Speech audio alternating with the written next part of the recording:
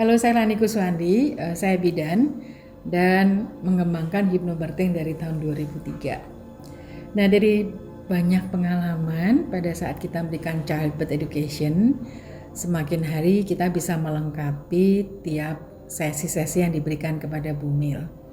Nah, dari awal waktu mengembangkan hypnobirthing, karena yang saya ikuti waktu itu dengan Peter Jackson di Australia, saya juga kaget banget.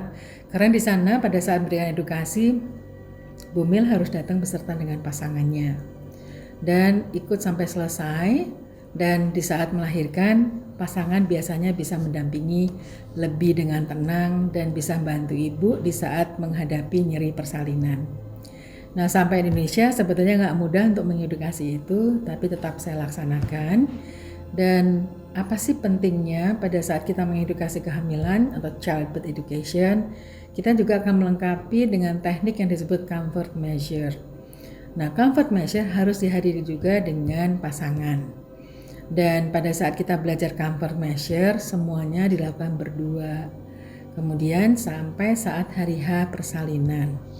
Nah, sekarang masalahnya kalau misalnya suaminya lagi tugas di luar kota, gimana cara mengatasinya? Jadi pada saat datang ke klinik, biasanya saya anjurkan untuk datang mungkin beserta dengan orang yang paling dekat.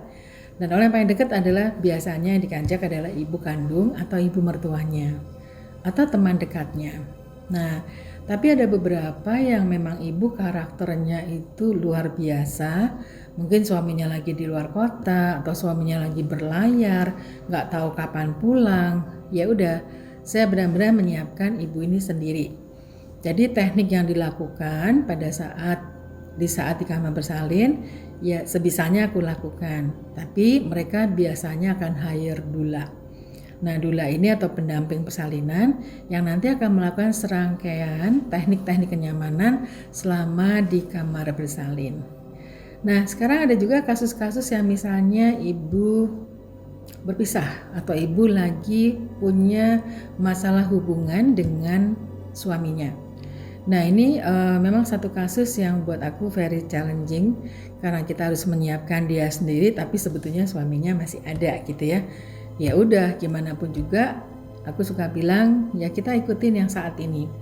Yang saat ini kondisinya seperti ini berarti kita lakukan sebaik-baiknya. Karena kita nggak bisa memaksakan yang lagi bermasalah dengan suami atau yang lagi mempersiapkan sebuah perpisahan atau perceraian dipaksa untuk mendampingi. Jadi aku suka bilang sama ibu-ibu yang punya challenge seperti ini, berarti Tuhan memang lagi merencanakan sesuatu yang indah buat ibu dan didik bayinya. Dan anehnya biasanya ibu-ibu ini bisa lebih tegar di saat bunda-bunda ini bisa berkomunikasi dengan didik bayinya. Biasanya saya bilang ibu gak sendirian karena ibu ada didik bayi.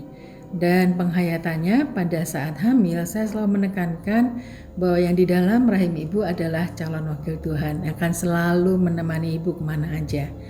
Biasanya seorang ibu kalau disiapkan seperti itu pasti akan merasa menjadi besar hatinya, dan yang mereka lakukan adalah mereka akan memperbaiki komunikasi dengan janinnya. Dan ada beberapa ibu yang bisa kuat, tegar menghadapi proses persalinannya sendiri, dan setelah bayinya lahir dengan nyaman banget, itu ada juga beberapa.